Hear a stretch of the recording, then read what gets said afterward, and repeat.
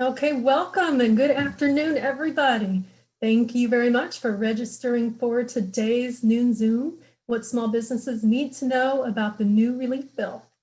My name is Andrea Galehouse, and I am the office manager for the Clemson Region SBDC, and I'm going to serve today as your host for this Zoom session. So for those of you who are not familiar with the SBDC, I just want to take a moment and introduce you to who we are. SBDC is an acronym for Small Business Development Centers.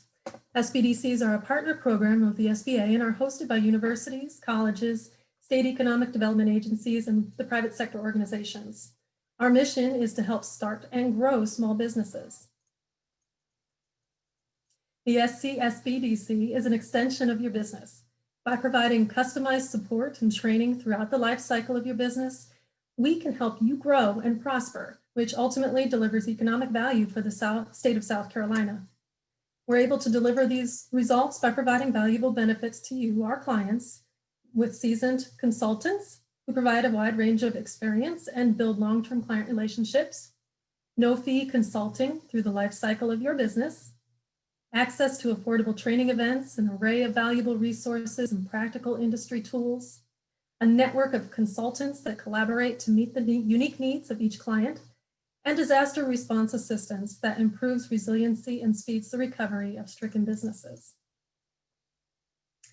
So what we do. There are 20 South Carolina small business development centers across the state that do offer the no-fee individual confidential business consultation. Like I said, we do business plan development, fiscal and operations management, financing options, marketing strategies, human resources, consultation, and more. We also have specialized services such as government contracting, exporting, technology commercialization, manufacturing, and cybersecurity awareness. So it's a very well-rounded program that's available to help your small business grow. I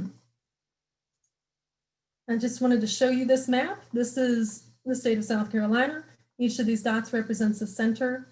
It's important to note, since the pandemic began, most of the consultants have indeed been working remote, so from their own homes. But it's important to be connected to a center that's near you so that you can get the applicable information that is important for your local business. So I know it's very small. It's here. I just want to reference it so that you can go to our website, scsbdc.com, and find out which location is closest to you to get connected. And there is a link on our website to help you with that. So today, what you all zoomed in for, we're going to be talking about the coronavirus relief deal.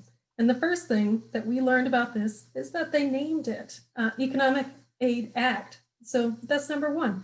When we made this e-center event, we didn't even know what the name of the bill was going to be. So all this information is new, it's hot off the presses, and it's changing daily. So each of the consultants will be talking about those changes and how they impact you. But I just want you to keep in mind that the program is probably going to be changing. It's nimble, but we want you to be prepared so that you have the information available to you so that when the programs are officially set in place, you're able to get connected straight away. And the consultants on the call today who are going to walk us through these topics are Ben Calhoun, our Greenwood area manager, Ben Smith, our Clemson area manager, Earl Gregorich, the Greenville area manager, Jill Kessler-McCollum, our Clemson region director, Katrina Meeks, Spartanburg area manager, and Costas Ioannidis, our business consultant in Greenville. Thank you, Andrea. And I just wanted to welcome all of our guests and just a shout out to our Greenwood area. It looks like we have lots of folks from our center, so we appreciate you joining in today. And based on the results of this poll, it looks like we've got a pretty diverse group. Some that received the full amount, some that received partial amounts, a few that haven't applied, or actually the majority of this call, the folks have not applied for the program. So we'll take a little bit of time here on the front end to just give you the basics of it. I do just want to remind everyone that in addition to this webinar, since you've all signed up for this training, several of you are already existing clients with the SBDC. If you have specific questions about any of these programs or anything that we don't get a chance to cover, feel free to reach out to us directly. There's going to be some information at the end of the webinar that'll tell you how to do that. But we found that a lot of our follow-up works best one-on-one. So don't, if you don't get a question answered today, just reach back out to us directly and we'll be glad to help. All right, so let's take a look at this first slide. And since we do have a fair number of folks that did not apply for this program or that may not be familiar with it, I do want to just do a quick summary of it. We can go ahead and close the poll here. So we've got program summary. This is one of many programs that we'll discuss today that was put in place by the CARES Act.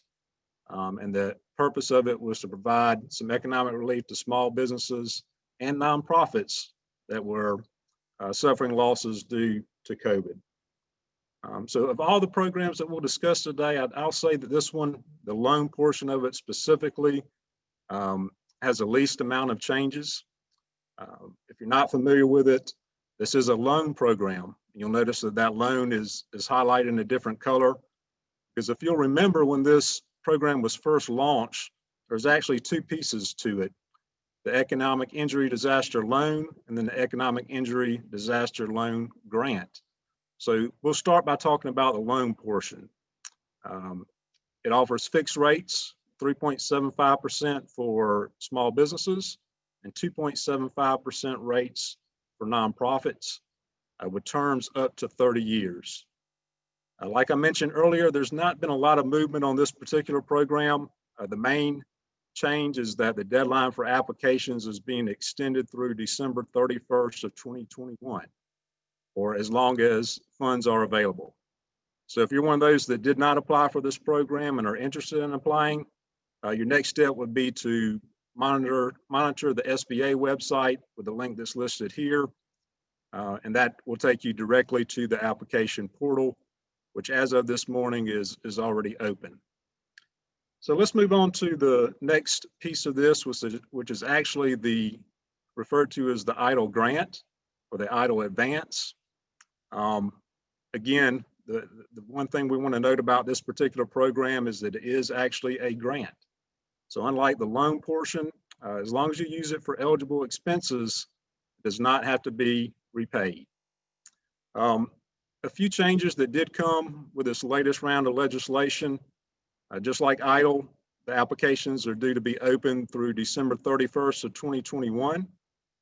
The biggest change to this particular portion of the program are the eligibility requirements. So unlike the first round, you do have to meet these eligibility requirements to qualify for the grant portion. You see that they're listed here. Business has to be located in a low income community.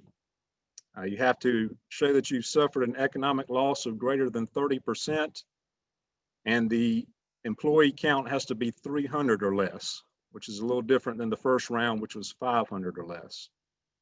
If you are an eligible business, if you meet these eligibility requirements and you didn't receive the full 10,000 grant during the first round, you can apply to receive the difference. Now, as of this morning, there was no special portal that was open for the advances. So our recommendation is just keep an eye on that same SBA website that's in place for the EIDL loans for more information and more details on how to receive the grant. With that being said, we're going to move on to the next portion, which is the Paycheck Protection Program. And I believe Andrea has another poll for us.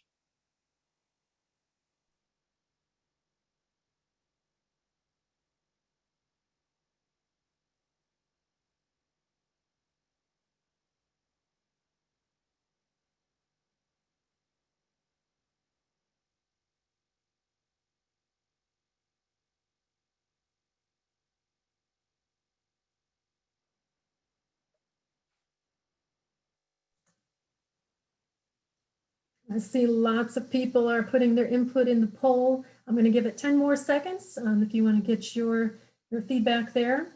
And then we'll hand it over to Ben Smith and Costas to talk about PPP, which seems to be on a lot of people's minds these days. All right, I'm going to go ahead and end polling.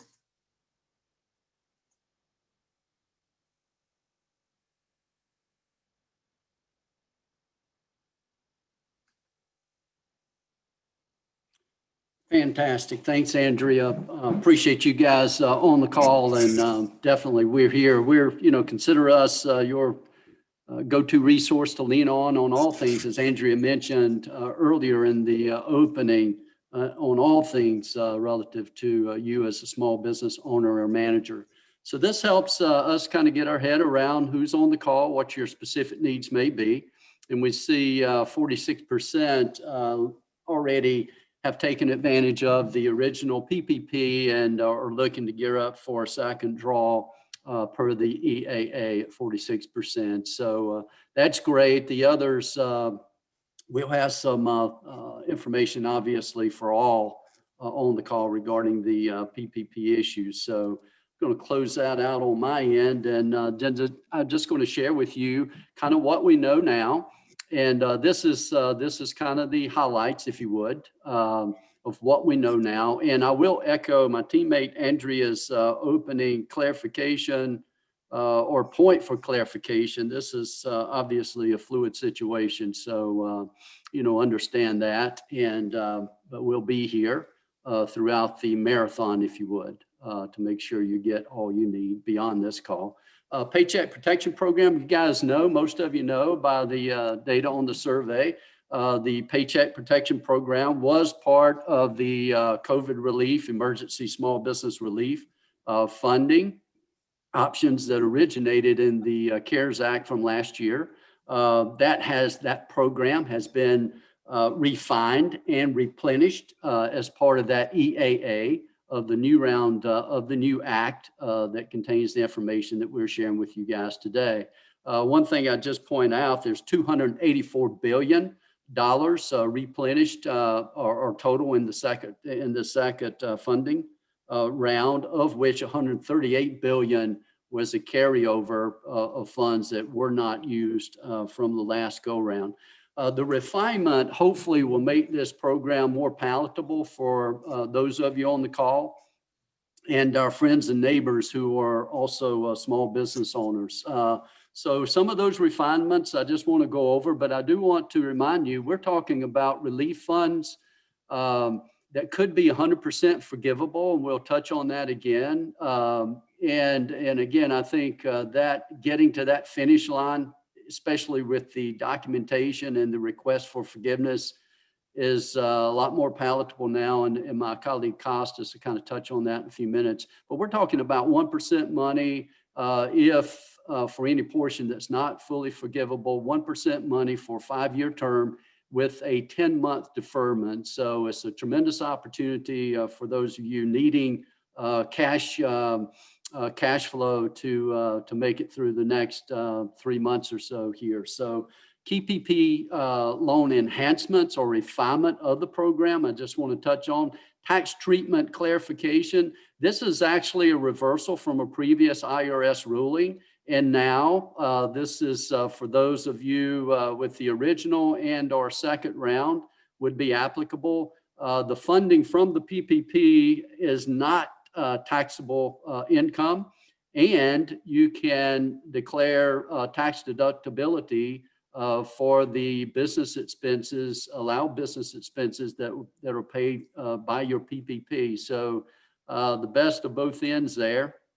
And again, that's a reversal from a previous IRS ruling on that. So really a great time. I think the folks in making policy definitely have heard you and understand where you are. And obviously by that, I think that's a really good sign there. Expanded, the refinement included an expanded list of expenses that would qualify toward forgiveness.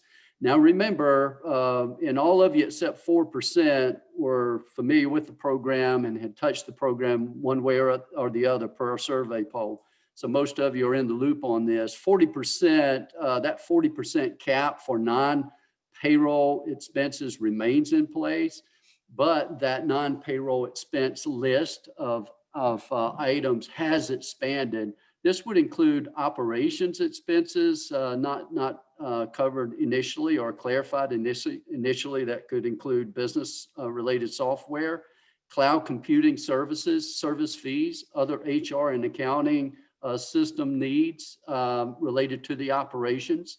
Also supplier cost. Think about this regarding payments of legitimate supplier goods essential to operations pre-PPP, or those that are perishable. Worker protection expenses.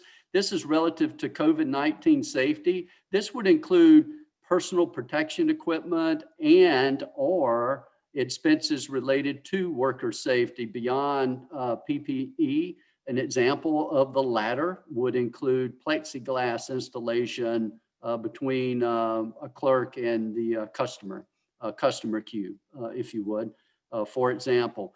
And then covered property damage costs due to public disturbances in 2020 that were not covered by insurance or some other means of protection on your end. So this is totally new. And again, this would be applicable to you if you had if you have a PPP loan that has not been forgiven, or if you're gearing up to apply for the second round.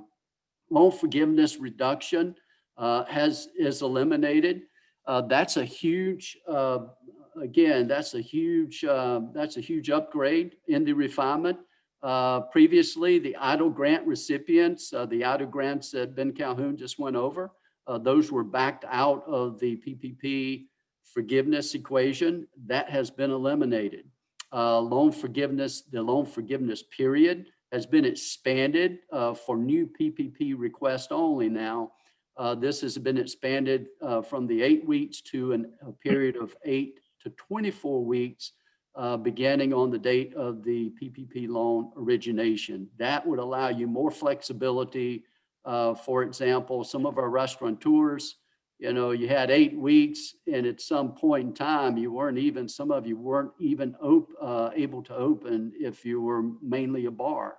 So it really did little good on your end. So again, that's an additional refinement. And then last but certainly not least, other refinements to make this much more palatable for those that need it would be the simplified one-page application for PPP forgiveness. This is for all who would be seeking a PPP loan for up to $150,000. So this is a one-pager. There's really 3 things that you self-certify. It's very clear. The ETA date on that new one-page simplified application for forgiveness is January 20. It could be sooner, but by my interpretation of the act, it shouldn't be less than January 20th of this year.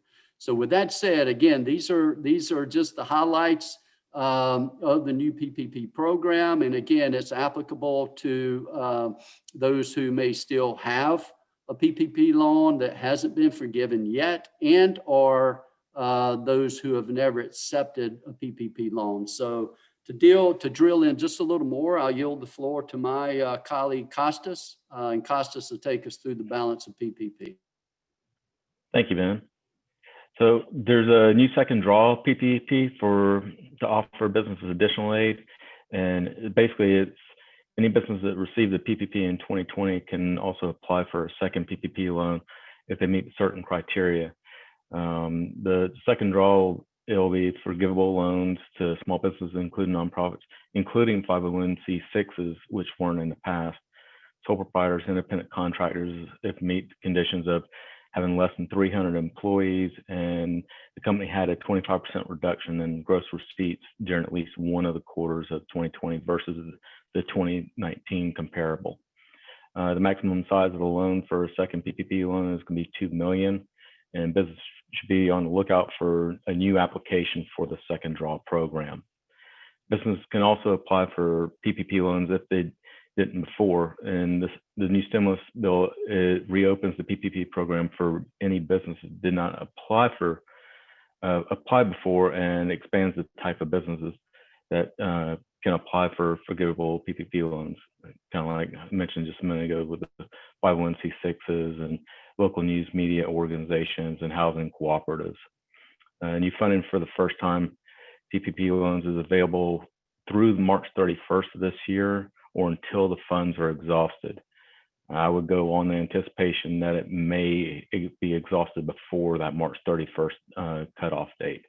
Notably, the maximum loan amount for the first time PPP loan is being reduced down to $2 million.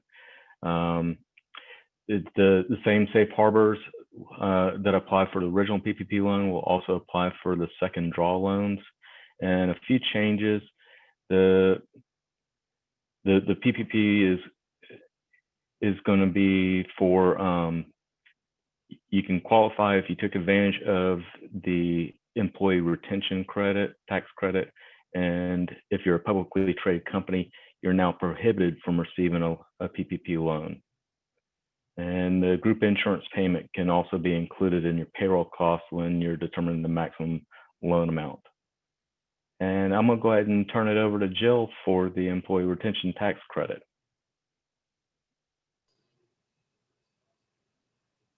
Okay, am I muted? Good afternoon, everybody. The employee retention tax credit is, we had it in the last round of funding. It's different this year. It will allow, instead of 50% of wages, it's going to allow 70% of wages up to $10,000 per quarter. So that's a maximum of $14,000 per employee through the first 2 quarters of this year, through June 30th. And instead, before you had to show a 50% reduction in revenues. This time you have to show a 20% decline in revenues. Since last year, you could not do both the PPP and the tax credit. Since you now you can go back and do a look back on last year's payroll taxes and possibly amend and apply for these tax credits. One thing to keep in mind is that you can do both. Just make sure that you can do both the PPP and the credit, that you don't use the same expenses in your calculations. And on this one, it's very important to contact your tax professional because you're talking about the possibility of looking back at your taxes and doing some amended returns. But it is better this year. Next slide. I think I'm doing debt relief. So before, I think this is just an extension of what they had done before. When you have an SBA loan, 7As, 504s, some of the smaller ones, the SBA will make 3 months of principal and interest payments on your loan on your behalf, starting in February. So I think it stopped last year in September. So there's a little bit of a gap there. After the 3 months, there's some particular small businesses that may be eligible to receive up to 5 more additional months. These payments don't exceed $9,000 a month for the payment. And you can see listed there on the slide, the businesses that are eligible for that additional 5 months pretty much covers, the majority of small businesses.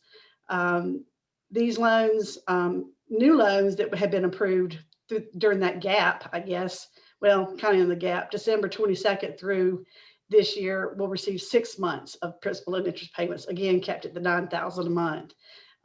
These are automatic payments, but I would also consult your lender because just to make sure you're in one of those categories that's going to qualify you for the debt relief. And I will turn it over to Katrina.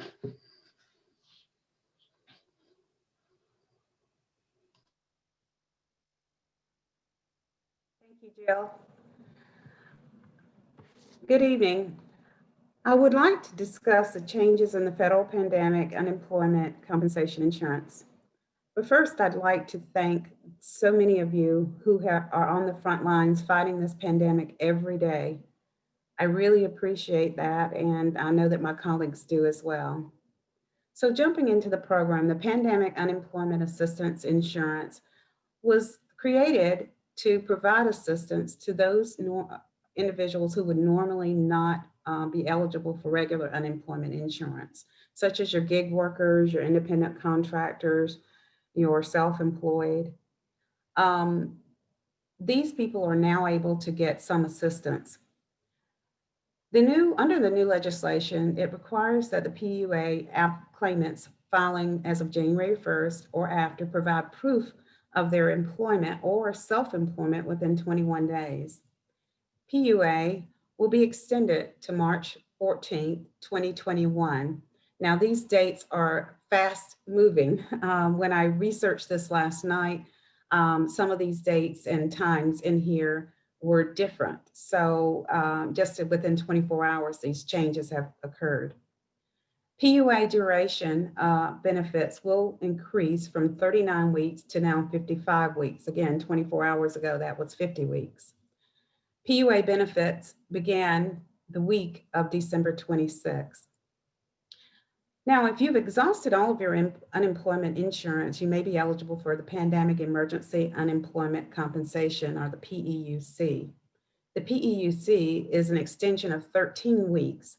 Last night, this ran through, or was increased to 26. Today, it's saying it's 29 weeks. So for those that are have exhausted their unemployment insurance claims, please go to the SEDU website and click on the Emergency Unemployment Compensation link.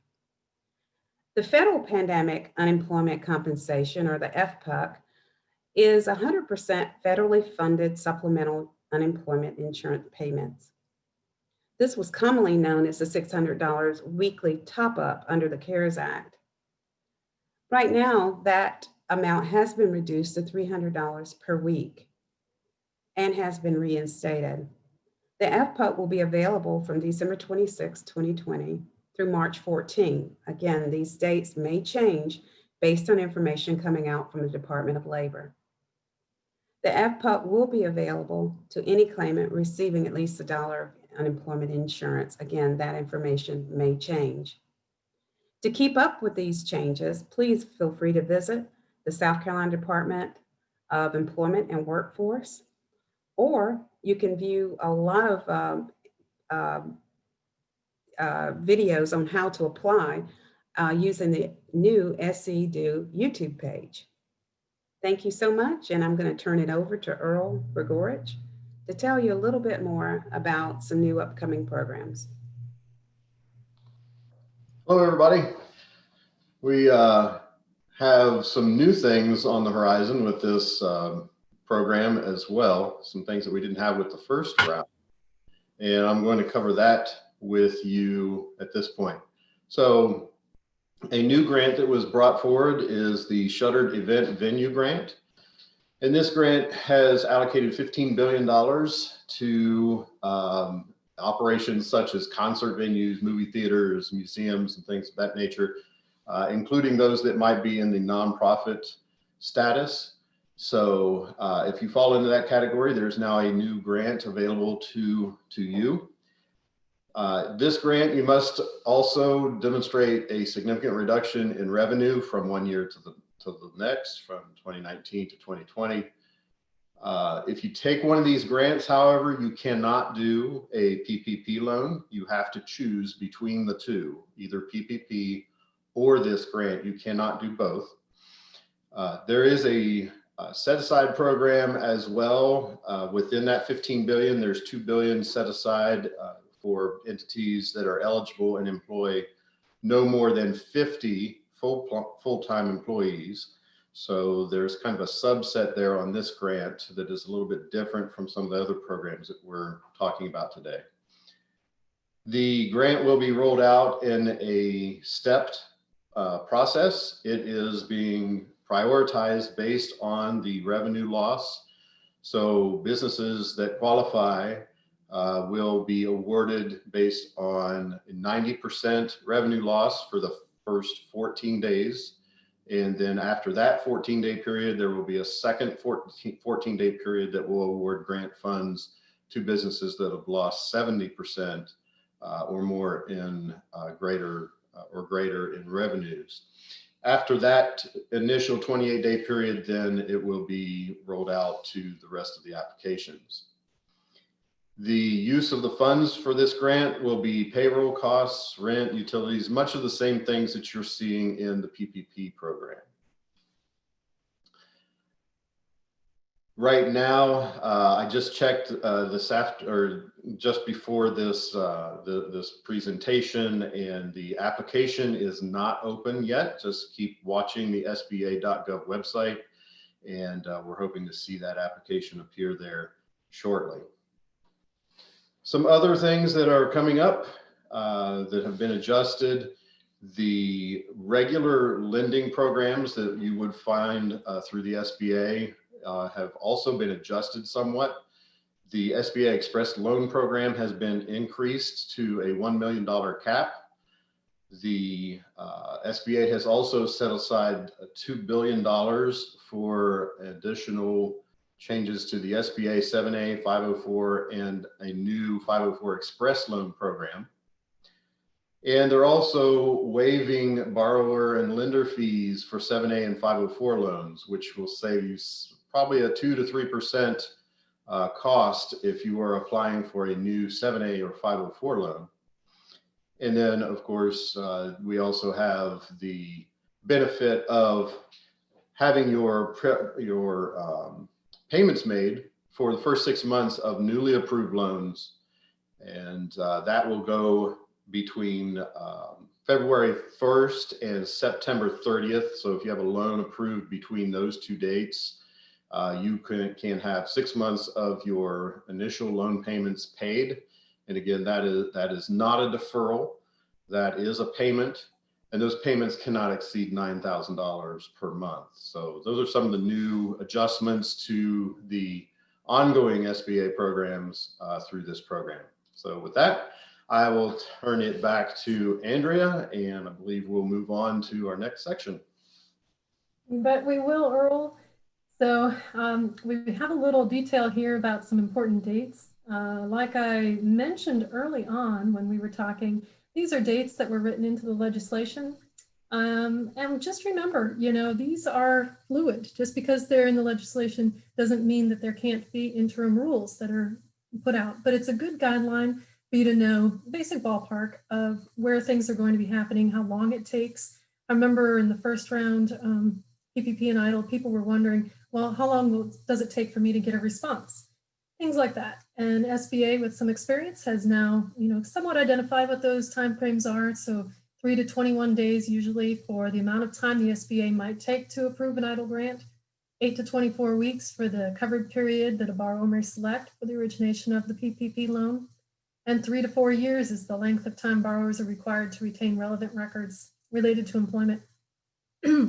So I just mentioned this to say it is important to know what the dates are, but don't set them in stone. It's not concrete. Just like your small business, there's some fluidity to the way that these programs are able to be launched. So I give you each a lot of credit for zooming in today so that you can hear what the programs are. And that's a really good starting point, but the work continues. You'll need to be connecting with your SBDC consultant so that you can continue to stay up to date. Make sure you're on our email list so that you're getting responses when we learn something new. We can send that to you. You can follow us on social media where we'll share changes there as well. But just know you're not in this alone. We're here to support you throughout the whole process. And with that being said, it's time to see how well we did with our communication and find out what all the questions are in the chat box. So I'm going to go ahead and just read them as they came in so that I hopefully don't miss any, but continue to put them in the chat box and we'll make sure to get them covered, okay? Okay.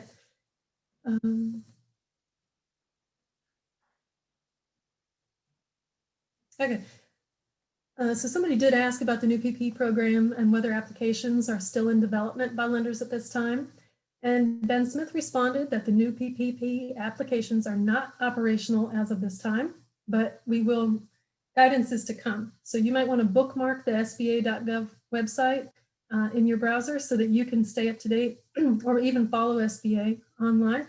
They'll send you updates. So you'll get real-time messages in your email that'll say, hey, PPP is available now and it's open. So you definitely want to do that because remember the time period for PPP is short.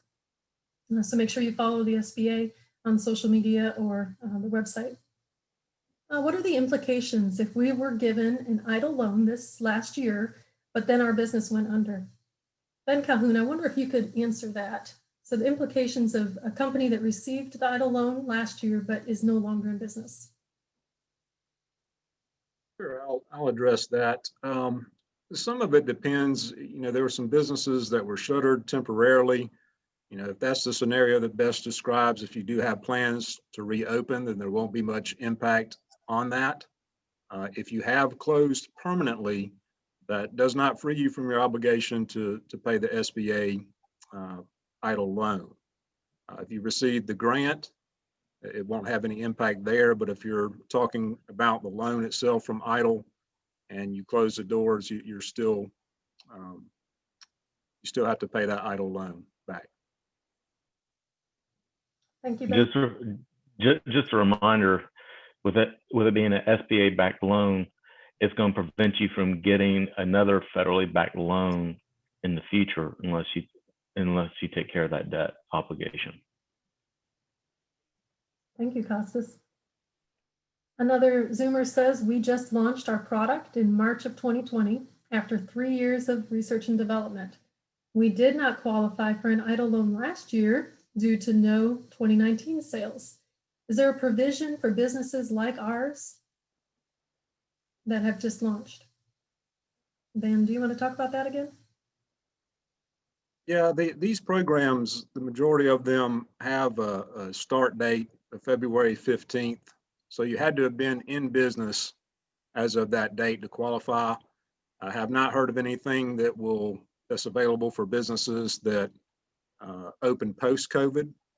You know, some of the caveats that may apply to your particular situation, I guess, would be that R&D, you know, was it just something that happened prior to the formation of the business? You know, that's something we'd be glad to maybe talk to you about offline. But if you've already applied for idle, if it was the fact of when your business started was why you were denied, there haven't been any changes to that portion of the program. Okay. Probably not what the Zoomer wanted to hear, but thank you for that clarification. So there was a question about forgiveness related to idle, and this was during the PPP conversation. So Ben Smith, I'm going to put you on the hot seat here. And the question was, you were talking about how the idle couldn't be forgiven in PPP before, but now it can. Would you like to elaborate on that? Correct. And let me specify, we're talking about the idle grant. The idle grant originally in the original PPP maximum loan amount calculation, it was, you did the math at 2.5, the monthly average of the allowed payroll, and then you backed out the idle grant. And so there has been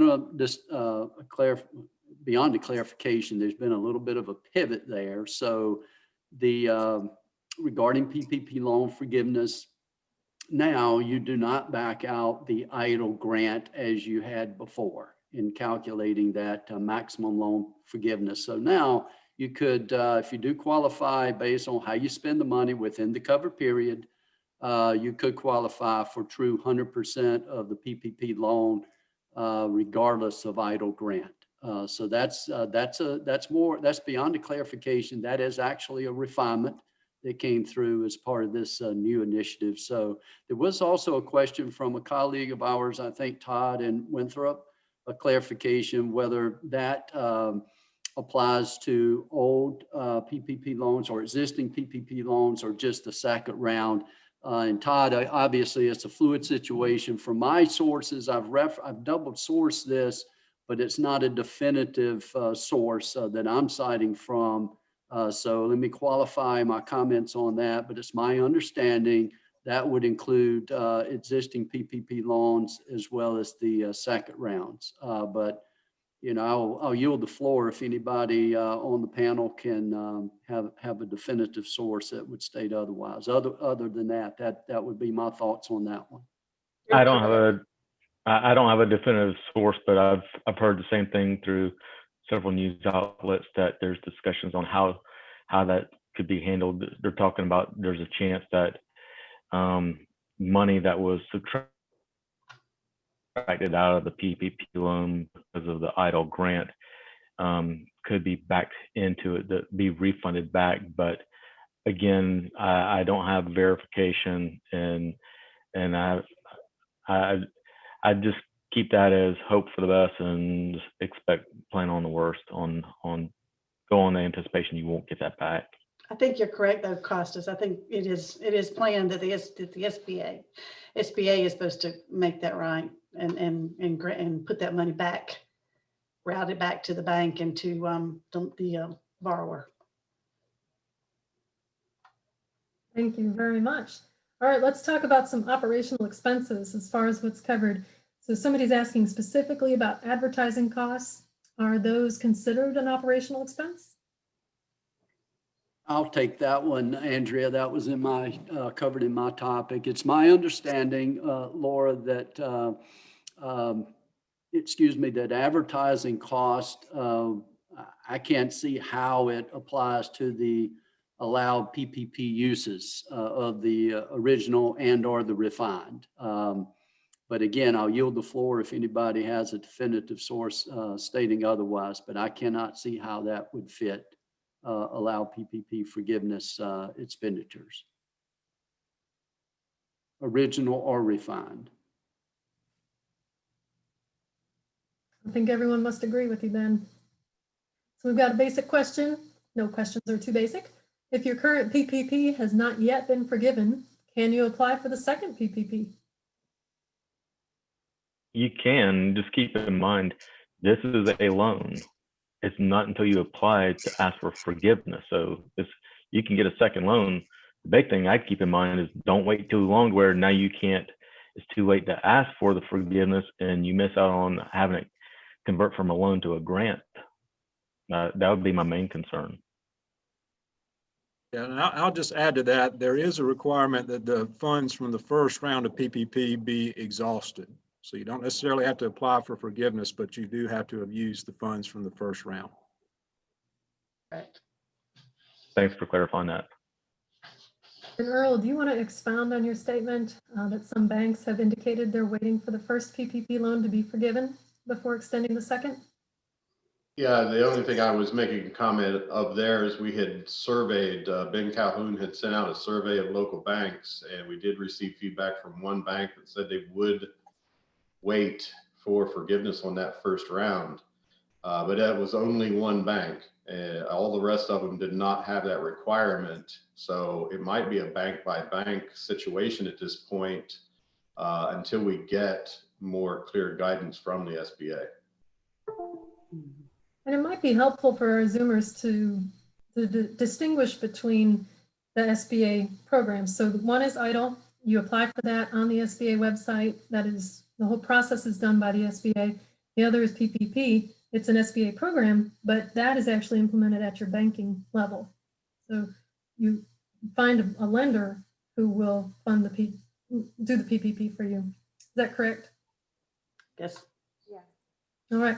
So there's some distinguishing there. Just because the PPP is available does not mean every bank is going to offer it. Okay. Does SBA debt relief apply to outstanding EIDL loans? And Ben Calhoun has already answered it, so I'll just read it.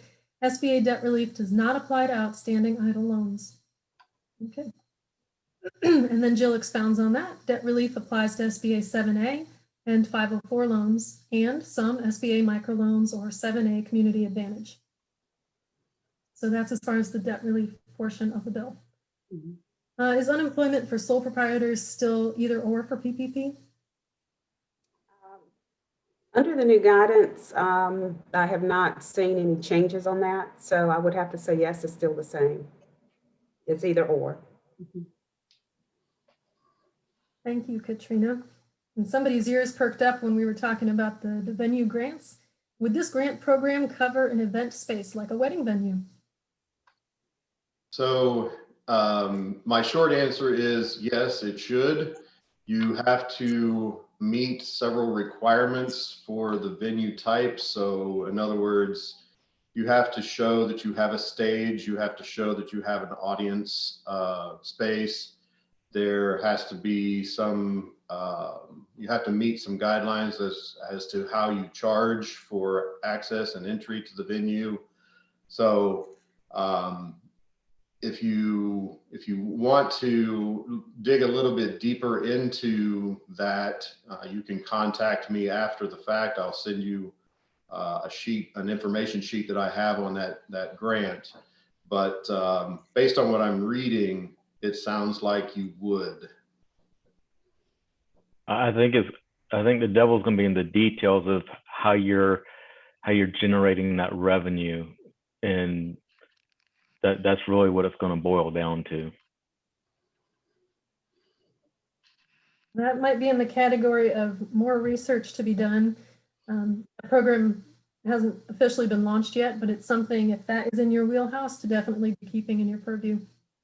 We had somebody who does subscribe to SBA emails or news press releases, which is great.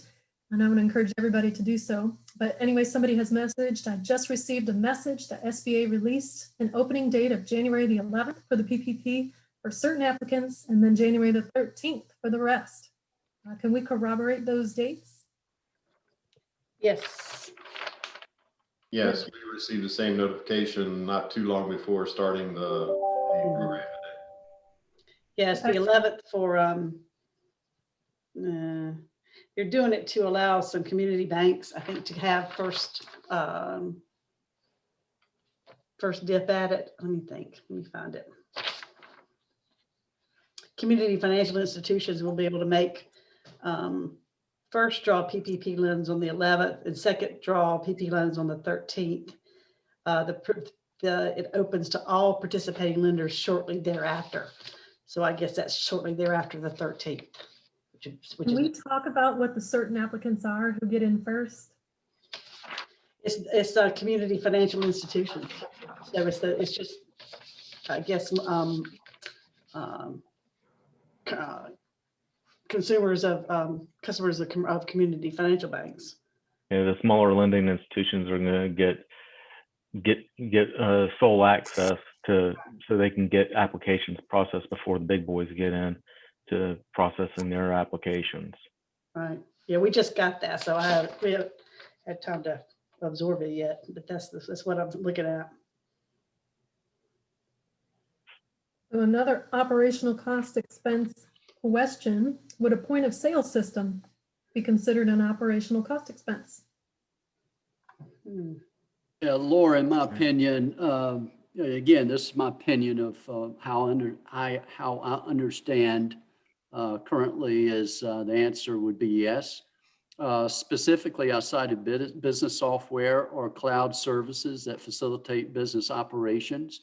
And in particular, operational expenses, in quote, was defined as payments for business software and cloud computing services and other human resources and accounting needs that facilitate business operations.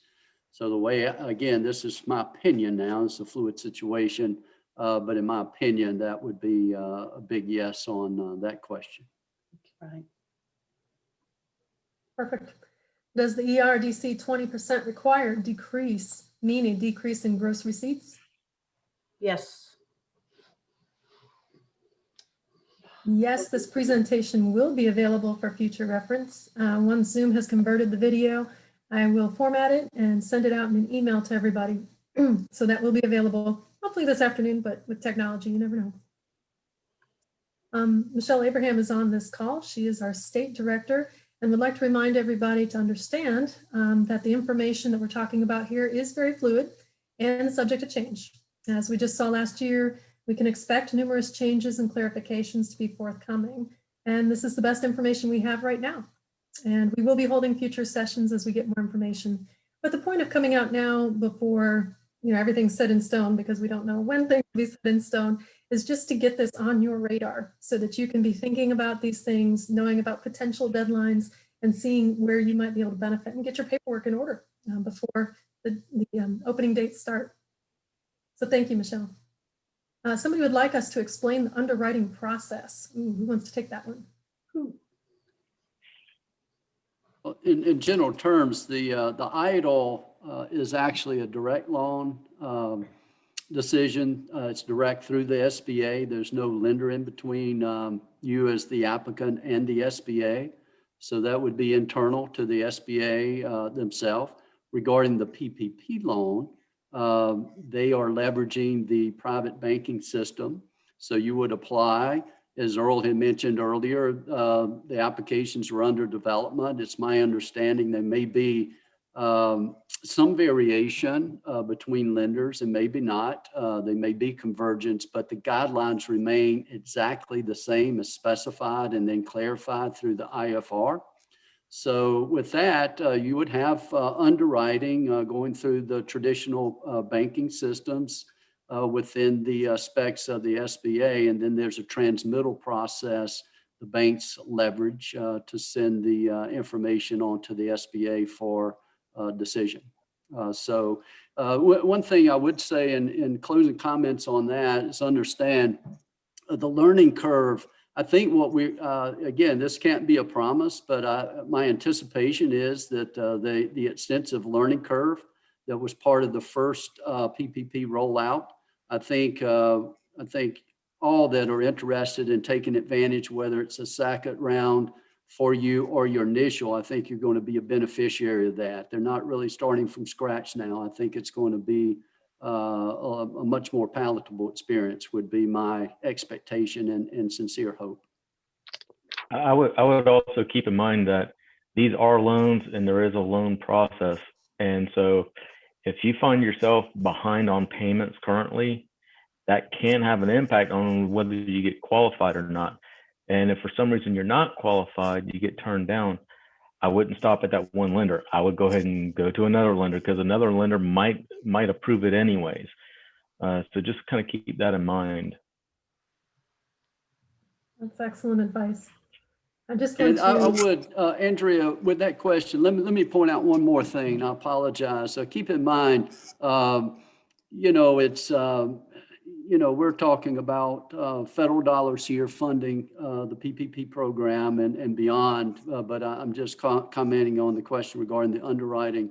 Please keep in mind, there has been a secondary market created. So, to have that 284 billion rollout total, and again, 138 was carryover, but to optimize the amount in play and then to be as a good steward as possible, again, that secondary market allows investors to buy that debt such that that money can be put back in play or retired on the federal side. So to have that requires certain specific guidelines of minimals that have to be documented. So again, they're trying to thread a needle toward the emergency lifeline as soon as they can get it to you, and the sustainability or optimization, if you would, of the relief program. Optimization, I think, would be the best term. So please keep that in mind if you would on the underwriting requirements. Thanks. Thank you for that clarification, Ben. Now, I do want to be respectful of everyone's time and mention it is 12:57. If you do need to bow out because business is calling, that is fine. You go ahead. We are going to commit to answering your questions on this call, and thank you to the consultants for making that commitment. So we will continue to go and talk and answer your questions. This is being recorded, so you'll be able to pop back in and listen at your convenience if you like, or just stay with us as we keep going. Thank you, Clemson Region, for staying on the call. Jim Funk is one of the business consultants with the South Carolina Small Business Development Center, and he makes a statement here that the first PPP draw was done with the SBA form 2483, and the second draw will be on form 2483-SD for second draw. That's great. I received an EIDL loan that helped a lot. Still, our revenue losses are much, much greater. Can I apply for the PPP? What would the relationship be between the EIDL and the PPP? So this sounds like a which one is better for me kind of situation. Does someone want to speak about that? I'll start just by mentioning that they're not mutually exclusive, so you can apply for both programs. And the change that came with this latest stimulus bill, actually it works in your favor if you have both programs, because if you applied for EIDL in the first go round and you had the advance, then the advance portion is no longer deducted from the forgivable portion of PPP. So the short answer to your question is yes, you can apply for both programs. Anybody else wants to jump in and add anything?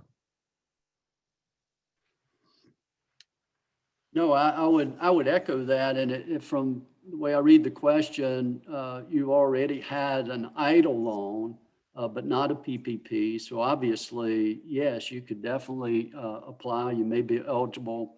If you're eligible, beyond that, those points for PPP, absolutely. If you already, if you've had a first round of PPP, just for clarification, you can also, again, apply for the second draw on the, per the new EAA. So again, just for clarification, if we had somebody kind of join the call-in process. But Ben, clarify for me, I'm not sure if you've had the EIDL loan, I don't think you can come back and apply for a second EIDL loan, even with the new EAA. Is that correct? That's correct. Okay, Just one idle application right now. that's what I was thinking. Thank you. But there is a provision about that idle grant, is there not? Yes, you can, my understanding is the EIDL grant, if you applied before and say you had 2 employees, so you got $2,000 because it was $1,000 per employee, then you could apply again up to the $10,000, depending on how many employees you have now. Is that what you're talking about, Andrea? Yeah, someone was asking about the $10,000 grant if you did not get that during the first round. And so it brought to mind, if somebody has an EIDL loan, but they did not get the grant, or they only got partial grant the first time around, can they still apply just for the grant portion of the EIDL, even if they have an EIDL loan? Yeah, and the thing that's a little bit gray right now is what that process is going to look like. I actually reached out late last night to one of our SBA contacts, and she anticipates that being released next week. So some details on what that process will look like. But to answer your question, if you receive partial EIDL grant on the first go round and you meet the eligibility requirements that we talked about earlier during the presentation, the reduction in or the loss in revenue, and you're in a qualifying neighborhood, or your business is located in a qualifying neighborhood, that's really what this second round of EIDL grant, if you will, is geared towards, helping people that did not receive the full amount during the first go around. So our best advice is to earmark the SBA website, get on their email list. Yes. Yeah, perfect.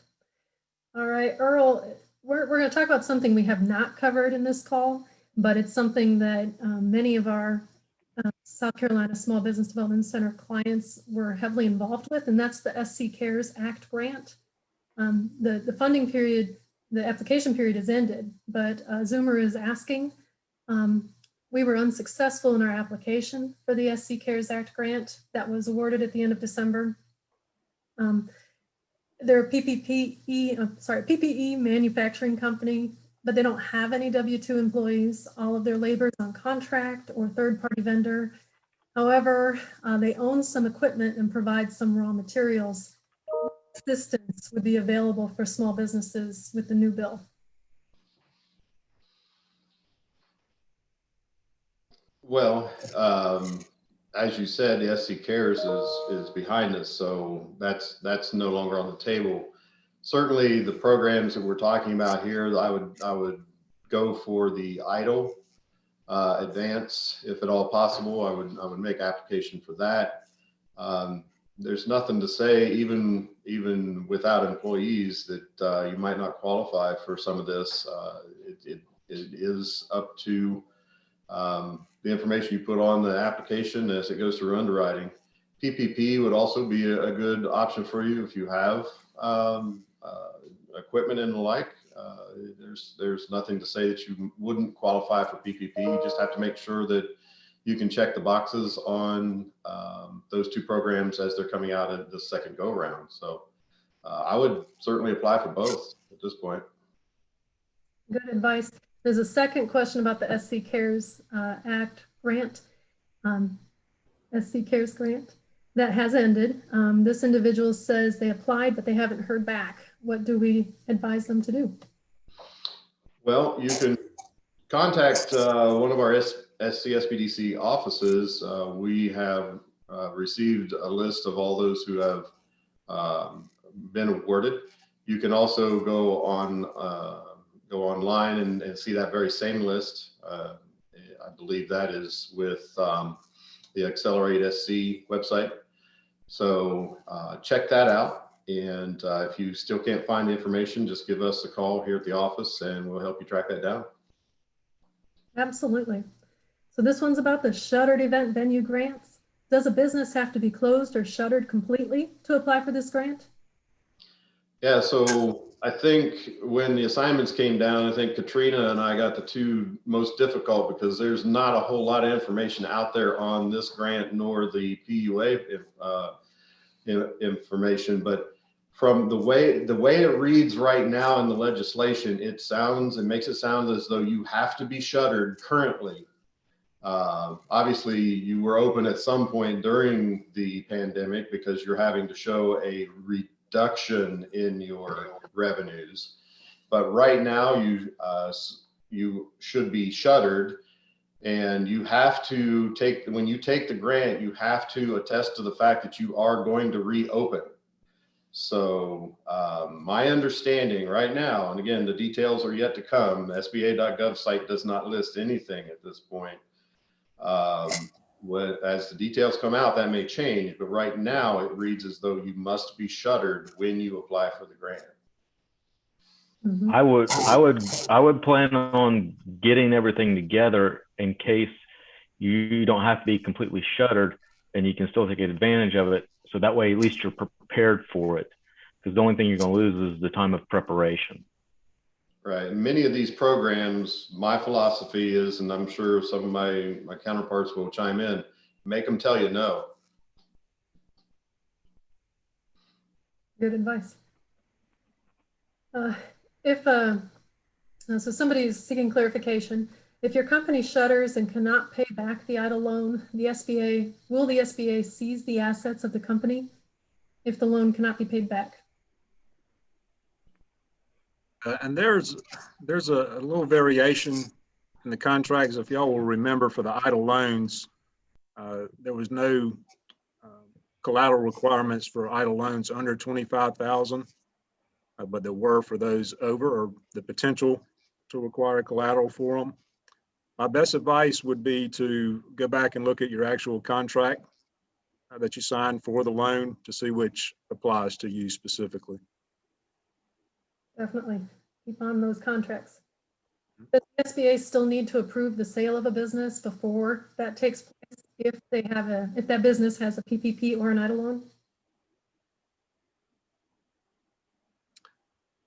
David, Yeah, I haven't seen anything different in the new refinements. The old agreement still would be in play per my understanding. But Ben, I apologize, I stepped on you. You had something maybe on that topic. No, I was going to agree that I haven't seen anything that waives that requirement. Thank you.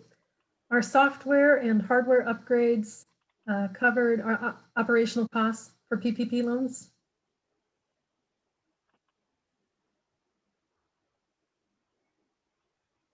Can Yes. you repeat that question, Andrea? Someone was asking about operational costs for PPP loans, and are software and hardware upgrades appropriate? Are they operational costs? As payments for business software, cloud computing services, and other HR and accounting needs that facilitate business operations is the language.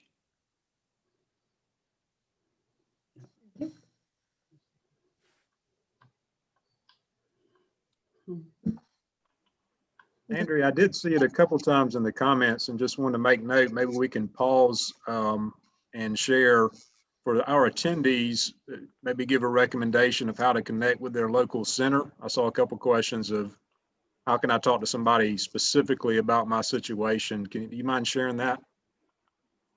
Absolutely.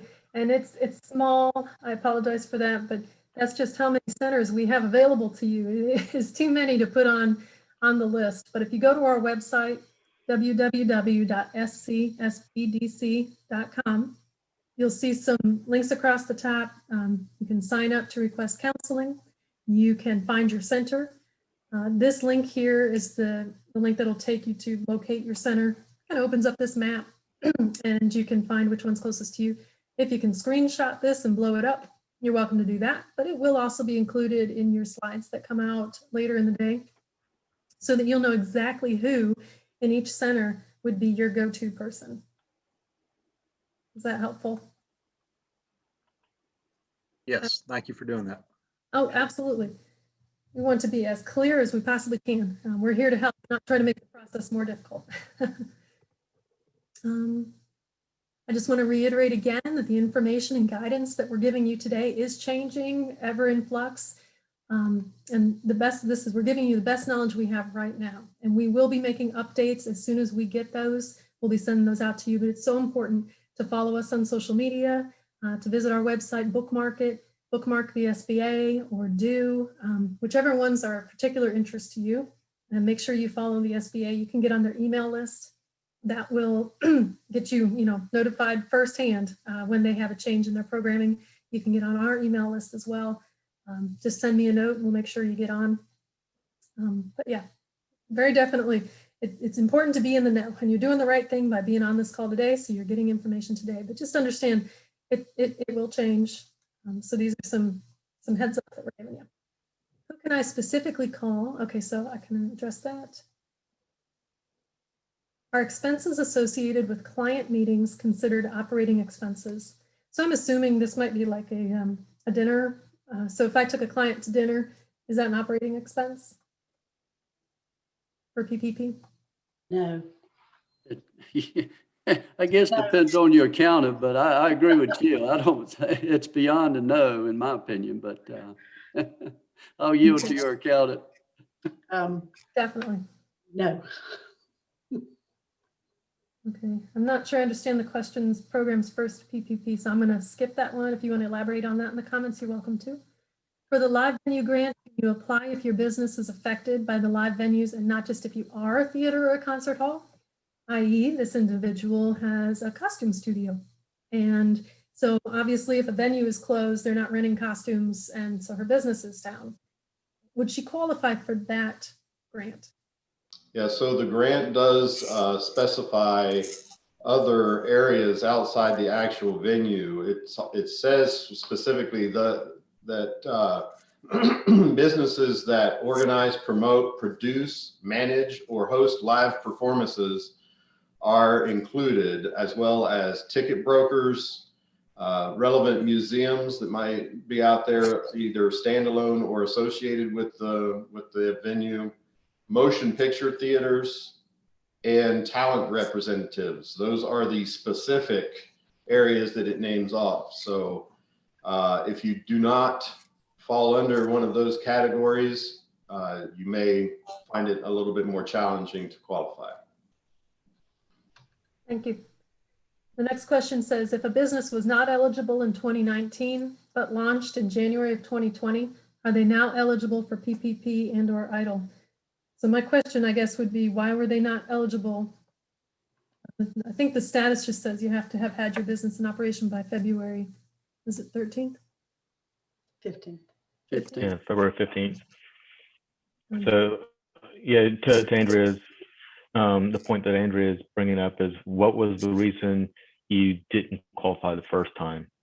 And so that might be something good to reach out to one of your local offices and schedule some time to talk with a consultant, so could get some clarification on that and make sure we're getting you the right answers. Yeah, and I'll just add to that, Casas, one of the changes, and it may have already been addressed, but one of the changes to PPP is the period that is used for the calculations for payroll. For this second draw, you can use the period, you can use 2020 numbers. So in January, you probably didn't have, if you applied for PPP, you probably didn't have the payroll to support the application, but that's one of the changes that came with this new legislation. Another thing is the timing of when you applied for that first PPP.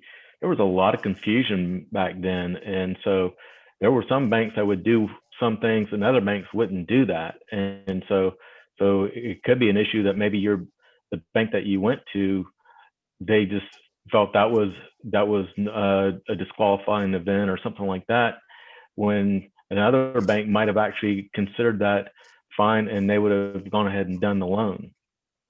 So So, I mean, that could have been the issue as well. And we have some clarification here on the statement I didn't understand before. So somebody wants us to outline what the SBA programs are, right? So the first PPP, the EIDL loan, the EIDL grant, the second PPP, and then the loan versus the grant.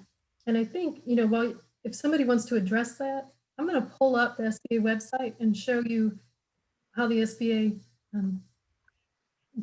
delineates all of that. So if somebody wants to speak to the SBA's participation in the disaster funding, that would be great. Well, I would also keep in mind that it's more than just the PPP EIDL loans. I mean, they have the 7A, 504 loans as well, and they're making the terms more favorable also, like reducing the amount instead of maybe having the like a 20% collateral, you might be able to get one for 10% collateral, things like that. There's more and more information coming out every day about this, but I'd definitely stay tuned to that as well as the information about the PPP and EIDL loans. Thank you, Costas. So I pulled up the SBA website. So this is just sba.gov. They have a banner on their website that talks about disaster planning, disaster funding. So I clicked on the banner, it brought me here, and they list out very clearly their programs. So it's the Paycheck Protection Program, the EIDL, the SBA Express Bridge, and the SBA Debt Relief. Now, this would be a good website to bookmark again, but these are the people who are managing these programs. So they're the ones that are making the changes. Once the links are live, they'll be here. Okay. The last round of PPP did not require a credit score. Has that changed? To my knowledge, no, I don't see any change in the lack of a hard credit pull for PPP in the refined version. And now keep in mind on the EIDL loan, there was a requirement for a hard pull. I don't know of any change on that, but Ben Calhoun probably would know. Yes, I haven't seen any changes to the underwriting process for EIDL either. And that reminds me then, in the discussion and suggestions from Ben and Costas, just a question before regarding the person that was denied for an the original PPP request due to lack of data in the time period. Ben Calhoun gave some great advice on that because their situation is probably much different since they've got some data for 2020 likely. The other thing would be, to me, there's other than the energy and time it would take you to go through the application process, there's no hard credit pull for PPP that we're aware of. So that's not going to impact you. There's not going to be a pull against your credit. So there's no fee, to apply. So in my opinion, other than your time and energy, I would encourage you to move forward and consider applying for that program. Thank you. If an event venue is only one part of the business, can you apply for the grant based on revenue lost in that part of the business? Yeah, so right now what we're reading is you have to generate at least 70% of your revenues from the operation of the live event venue in order to qualify for the grant. If it doesn't fall under that category, then the answer would be no. Okay. Does live venue apply to a mobile service other than music or theater that is done live at the client's location? There is like a singing Graham? there is no mention whatsoever of mobile venues or mobile based businesses in this grant. I think that falls into the category, as I spoke earlier, make them tell you no, apply and make them tell you no. Absolutely. Okay, another operational expense question. QuickBooks, your subscription fees, are those an operational expense? In my opinion, Tracy, that would be a yes. Under operations expenses, it does specify Software. And accounting needs software to facilitate business operations. And so in my opinion, and again, for whatever that's worth, but in my opinion, yes. Thank you. Just to Go go ahead, back, Pastor. just to go back to what Earl was saying with the event venue, I would run your numbers for what you have for trying to get that grant for an event venue, and then I'd also run your numbers for a PPP loan, because I don't know for sure, but you're probably not going to be able to apply for both of them. It's going to be one or the other, and so if you go one way, you could cost yourself going the other way. So make sure you run your numbers and you see what is going to be the most advantageous for you. Yeah, you are not allowed to take both. You have to choose. And it is noted that the primary reason you may want to accept a grant as opposed to the PPP with hopes of being forgiven is that the grant can be used for a wider variety of expenses than the PPP can. And Earl, will you clarify that it also applies to folks that took the first draw of PPP, right? If you took a first draw, that grant is not available to you. Is that correct? Correct. If you've had PPP in any fashion, first or second, you cannot get this grant. That's the way I understand it right now. That's right. And the SBDC is here to help you to run those numbers and compare and contrast. The consultants are available to help you walk through that process. They won't make that decision for you, but definitely a wonderful sounding board and a knowledgeable resource for you to tap into. We're getting a bunch of thank yous. So, we appreciate that. We definitely appreciate your all's thank yous, but we want to thank you, the small businesses, for putting your trust in us. We want to be your partner and we want to walk through this with you. I know it's not easy, but we're all kind of in the same boat. We're experiencing the same thing. Our success is based on your success. So let's get together and make that happen. So thank you for the thanks. Has a personal credit requirement, as in having a 600 score, been softened? Does anybody know? What is the credit score requirement? I don't remember. I There's don't no- recall.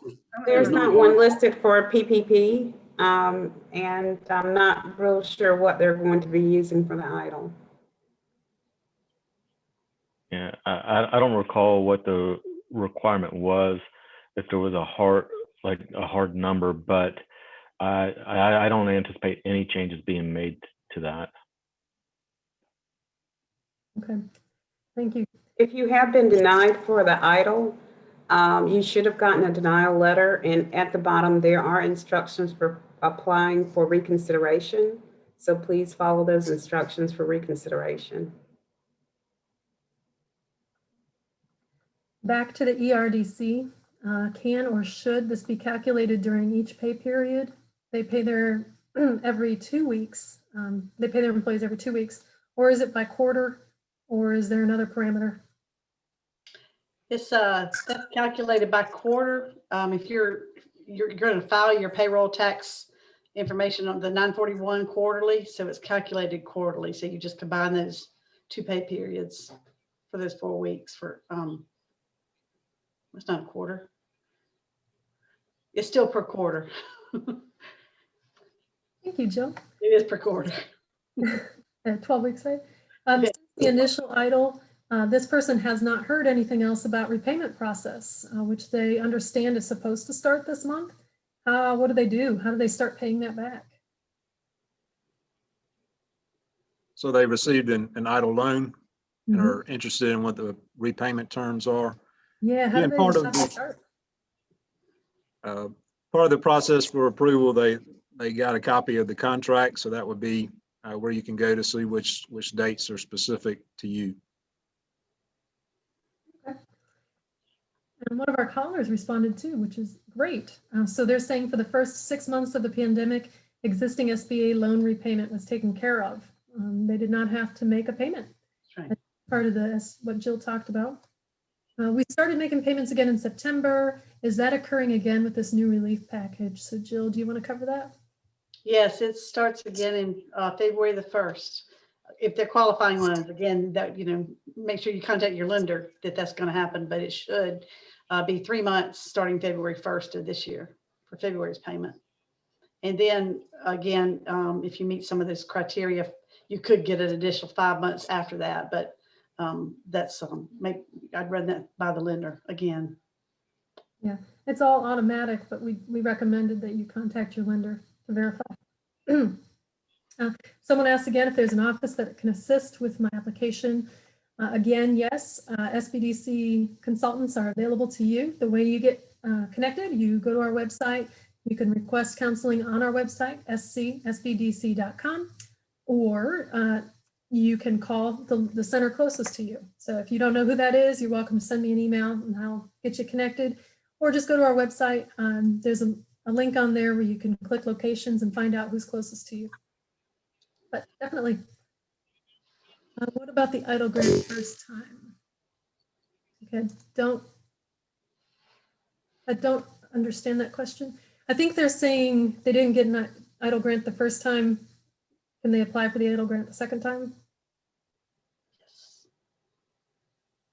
Idle grant may have been exhausted the first time. So they may want to apply the second time for the grant portion. And I'm going to punt to Ben Calhoun on that. But I do know that the program did run out of money for the grant portion of idle during the first round.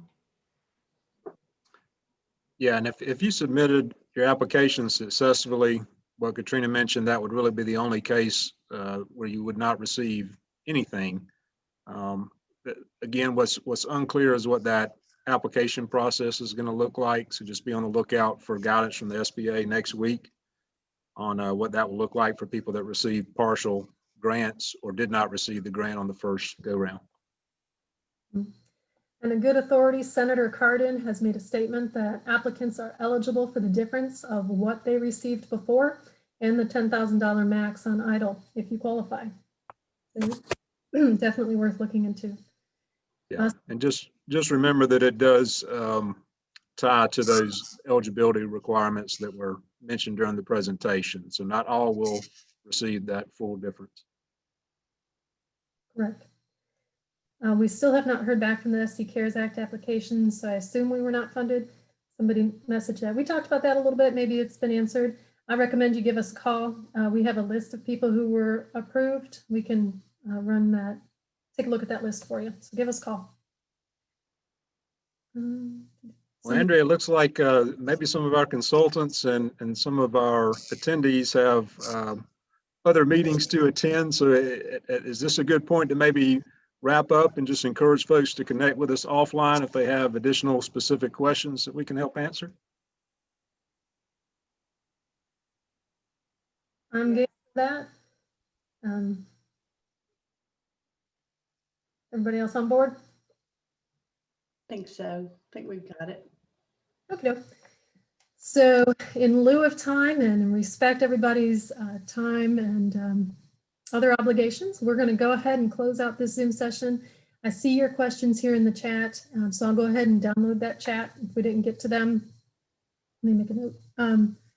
We'll go ahead and see if we can't reply to those questions offline. I do want to encourage you to continue your good work of staying connected, understanding what's going on in the small business world and community, joining up with people who are doing the same thing you are.